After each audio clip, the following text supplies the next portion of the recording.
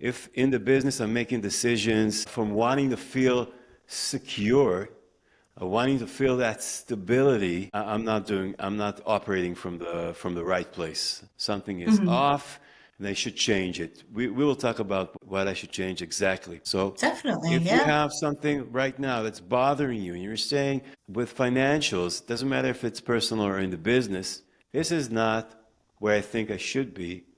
So immediately, hey, let's go check the story first. Let's go check the blueprint. Let's check the operating system and see what the bug is. Maybe there's a bug there. And then ask myself the questions that you said. Okay, what did I hear when I was young? What did I hear growing up? What are my beliefs? What's my association with the word money? What's the first word that Hmm. comes up when I say it to myself? And then I can recognize if something is off or not. Am I right so far? Correct. Yep. Getting honest with yourself and Yeah. asking yourself questions to find out where you are, what you actually believe, where you're coming from. Once you have identified, it's basically if you're stuck in lack mentality, if you're sort of seeing the glass half empty all the time, right? You are very keenly aware of all the things you don't have, of all the lack in your life, of everything that's missing, right? So your attention and your focus and your energy is always sort of on what's not working, right? And it's very difficult to get to a positive place when all you're doing is staring at the negative. And so you've heard when people say like, "Don't think of a pink elephant." What are you Yeah, going to yeah, think?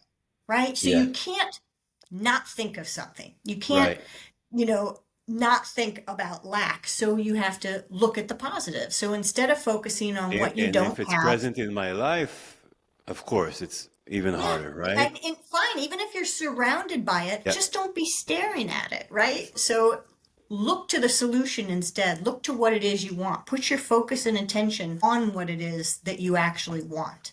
It's basically just shifting your mindset and your thinking to looking toward things or looking at things that are more positive. So it's forcing yourself to kind of see the glass half full. If you typically go toward the glass half empty, and repetition, as you know, really makes things stick. And so making a list of say 10 things you're grateful for every night or every morning, however you want to do it, but staying consistent, doing that for 30 days, you will find that just in general life, you'll just be looking at things and thinking that's nice that that happened. And so more and more of your energy and focus and attention becomes on more positive things.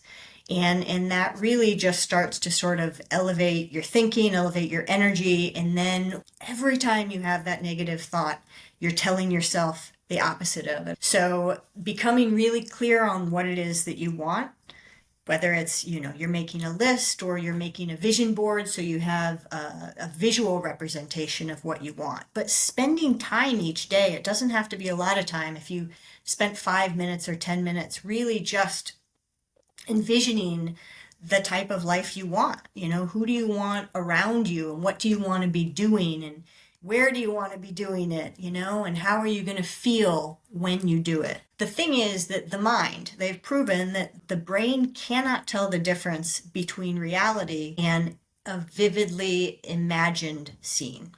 The brain can't tell. So if you're sort of feeding it this vision all the time and you're reinforcing the feeling of it. So whatever senses you can use, if you can use all of the senses, it's better, particularly the feeling one, because that has the most power. So sure, you can close your eyes and you can imagine yourself on stage, but as you're imagining yourself on stage, you're hearing the cheers of the people, right?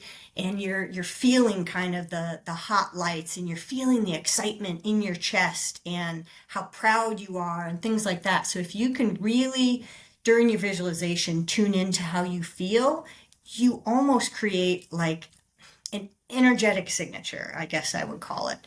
And you're more likely to sort of bring that environment and opportunity and all of those sorts of things to you like a magnet, because like attracts like. It just works in conjunction with all the other things. Hey, if you feel you got value from this video, please share it with one other person so it can help him as well. Appreciate it very much. See you soon.